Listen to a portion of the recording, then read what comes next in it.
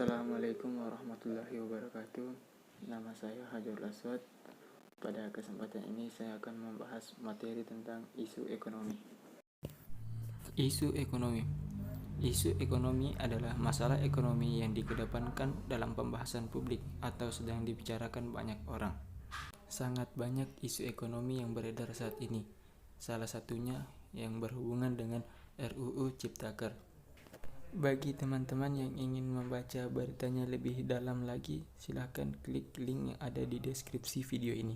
Assalamualaikum warahmatullahi wabarakatuh. Saya Ayu Yunita. Saya akan menjelaskan tentang pola kegiatan ekonomi.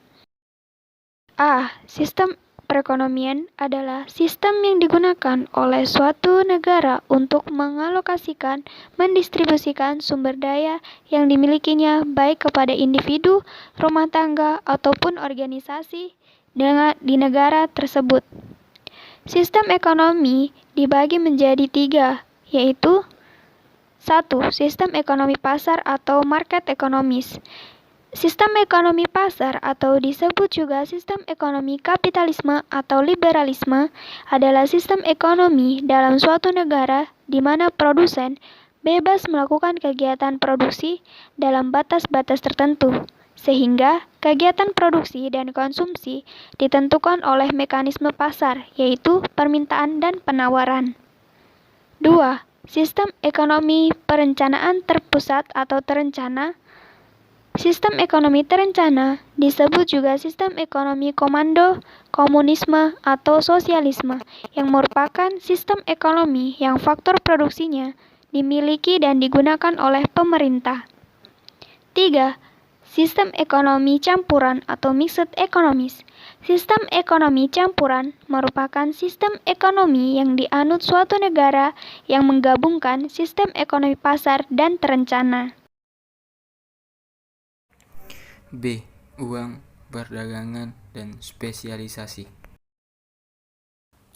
Uang adalah suatu benda yang digunakan sebagai alat pembayaran yang sah serta memiliki nilai tertentu.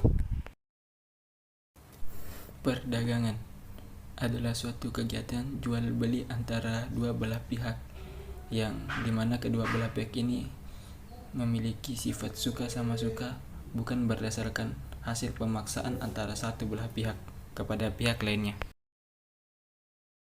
Spesialisasi adalah suatu kegiatan untuk memfokuskan satu kegiatan pada bidang tertentu saja tanpa memikirkan bidang lainnya.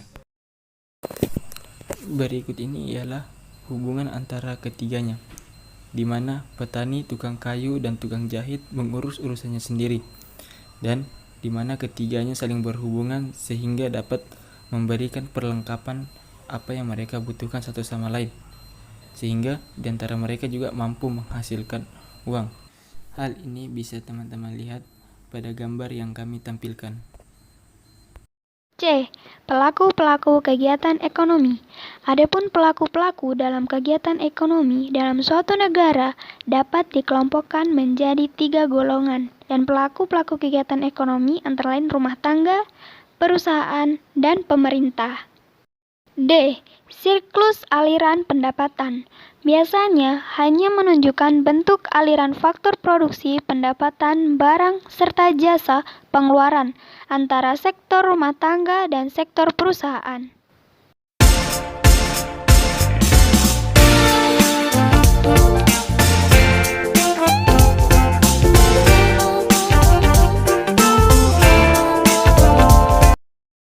Mekanisme pasar. Mekanisme pasar adalah sistem dalam pengalokasian faktor-faktor produksi dan merupakan faktor yang penting dalam mengembangkan suatu perekonomian, tetapi dalam keadaan tertentu ia menimbulkan akibat buruk sehingga diperlukan campur tangan pemerintah untuk mengatasi masalah yang timbul. Adapun manfaat dari mekanisme pasar. 1. Pasar dapat memberikan informasi yang lebih akurat. 2. Pasar memberikan dorongan para usahawan untuk mengembangkan suatu kegiatan usaha. 3. Pasar memberikan dorongan untuk mempengaruhi keahlian dan teknologi baru. 4. pasar mengalahkan penggunaan barang dan faktor produksi secara efisien. 5. Pasar memberikan kebebasan yang tinggi kepada masyarakat untuk melakukan kegiatan ekonomi. Adapun kelemahan dari mekanisme pasar itu sendiri. 1. Sistem pasar dapat menimbulkan monopoli. 2. Kebebasan yang tidak terbatas menindas golongan tertentu yang memungkinkan adanya permasalahan seperti pengangguran, kesenjangan, dan lain-lain. 3.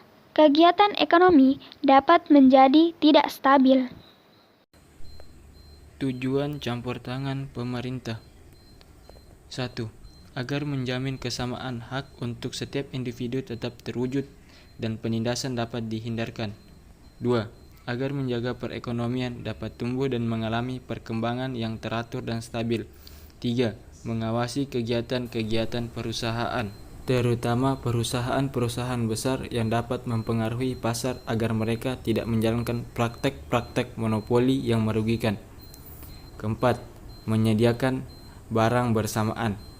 5. Mengawasi agar eksternalisasi kegiatan ekonomi yang merugikan masyarakat dihindarkan atau dikurangi masalahnya.